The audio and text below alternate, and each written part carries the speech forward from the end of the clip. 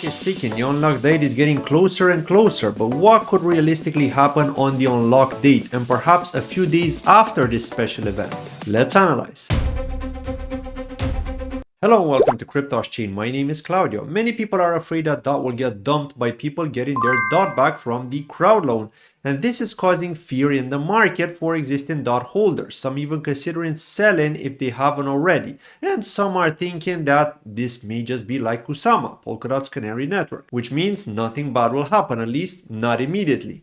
I've spoken more about that in my other video regarding what could happen when it comes to the unlock date, so check that out at the end of this video if you want to listen to my initial hypothesis. After giving it more thought, I realized one important aspect. Most of the round 1 crowdloans didn't return that much to contributors, and by return I mean the value of the parachain cryptocurrency at the time of listing, as well as including the fully unlocked amount over time. But there was one which has made every contributor happy because they didn't only get their DOT back in terms of dollar value at the time, but also continued to get paid in crowdloan coins over the course of 22 months, as well as get their DOT back next week. The crowdloan I'm referring to here is Moonbeam network. Let's assume that you contributed 1000 DOT.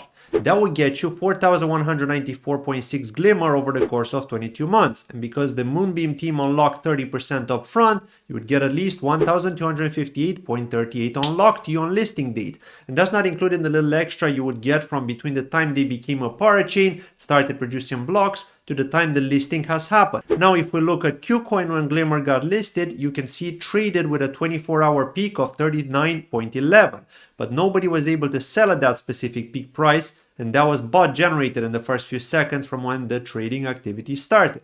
However, I have personally witnessed how the price kept fluctuating between $32 and $35 for a while, something around 10 minutes, to exit at a profit. Now, assuming you would have sold your 1,258.38 Glimmer for $30, you'd get approximately 37.75k. Out of that, with the DOT price at the time hovering between 23.50 and 26, it would mean you could get approximately 1,572 DOT just from selling the unlocked Glimmer. Now, the rest of the Glimmer you would get would be pure profit, and of course, same with the DOT you would get after 22 months. In this case, 24th of October, which is the confirmed date for the unlock due to the block production. So now that we know this, we know there's a small percentage of people that could potentially exit on the unlock date just because of this possible scenario. Now, small is relative here because that equates to 35,759,931 DOT getting unlocked to those contributors alone, which is about 36% of the total unlocked amount.